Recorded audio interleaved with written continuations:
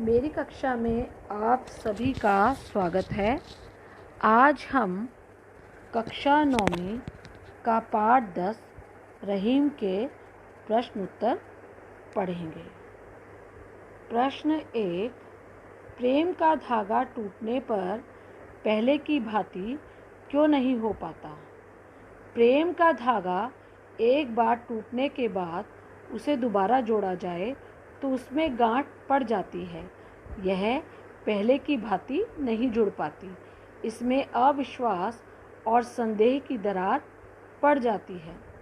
प्रश्न 2, हमें अपना दुख दूसरों पर क्यों नहीं प्रकट करना चाहिए? अपने मन की व्यथा दूसरों पर कहने से उनका व्यवहार कैसा हो जाता है?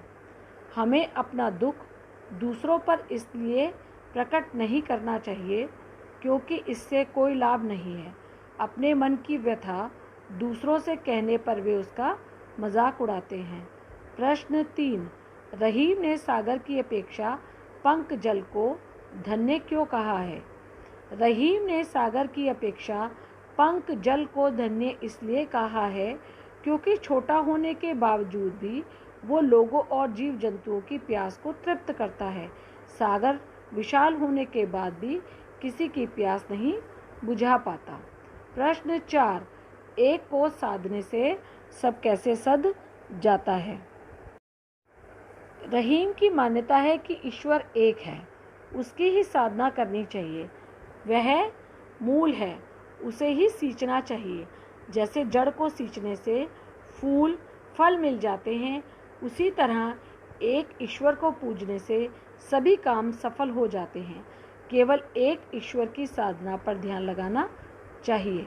प्रश्न 5, जलहीन कमल की रक्षा सूर्य भी क्यों नहीं कर पाता? जलहीन कमल की रक्षा सूर्य भी इसलिए नहीं कर पाता क्योंकि उसके पास अपना कोई सामर्थ्य नहीं होता। कोई भी उसी की मदद करता है जिसके पास आंतरिक बल होता है, नहीं तो कोई किसी की मदद करने नहीं आता। प्रश्न 6, अवध नरेश को चित्रकूट क्यों जाना पड़ा? अपने पिता के वचन को निभाने के लिए अवध नरेश को चित्रकूट जाना पड़ा। प्रश्न 7, नट किस कला में सिद्ध होने के कारण ऊपर चढ़ जाता है? नट कुंडली मारने की कला में सिद्ध होने के कारण ऊपर चढ़ जाता है। प्रश्न 8, मोती मानुष चून के संदर्भ में पानी के महत्व को स्पष्ट कीजिए।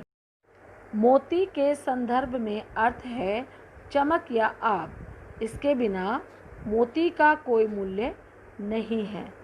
मानुष के संदर्भ में पानी का अर्थ मान सम्मान है। मनुष्य का पानी अर्थात सम्मान समाप्त हो जाए तो मनुष्य का जीवन व्यर्थ है। चून के संदर्भ में पानी का अर्थ अस्तित्व से है। पानी के बिना आटा नहीं गूंथा जा सकता। आटे और चून दोनों में पानी की आवश्यकता होती है। भाव स्पष्ट कीजिए। क, टूटे से फिर ना मिले, मिले गांठ पर जाए। कवि इस पंक्ति द्वारा बता रहा है कि प्रेम का धागा एक बार टूट जाने पर फिर से जुड़ना कठिन होता है।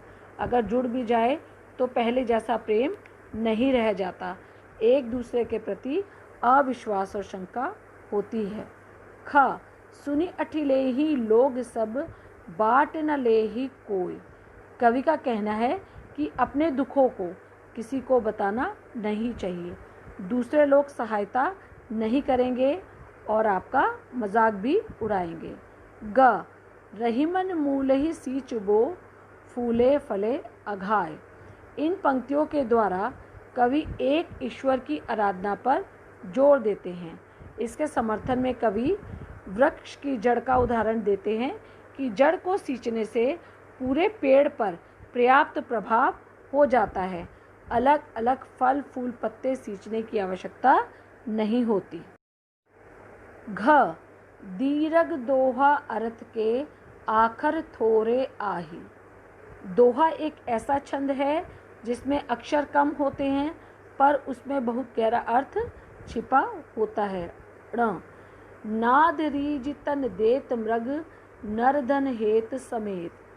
जिस तरह संगीत की मोहिनी तान पर रीझ कर हिरण अपने प्राण तक का त्याग कर देता है, ठीक उसी प्रकार मनुष्य धन कला पर मुग्ध होकर धन अर्जित करने को अपना उद्देश्य बना लेता है और इस उद्देश्य की पूर्ति के लिए वो सब कुछ त्यागने को तैयार हो जाता है।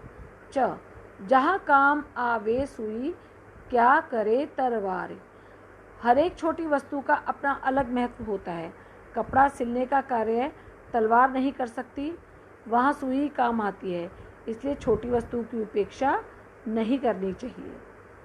च पानी गए न उबरे मोती मानुष चून। जीवन में पानी के बिना सब कुछ बेकार है, इसे बनाकर रखना चाहिए। जैसे चमक या आग के बिना मोती बेकार है, पानी अर्थात सम्मान के बिना मनुष्य का जीवन बेकार है और बिना पानी के आटा या चूने को गूंथा नहीं जा सकता। इस पंक्ति में पानी की महत्ता को स्पष्ट किया गया है।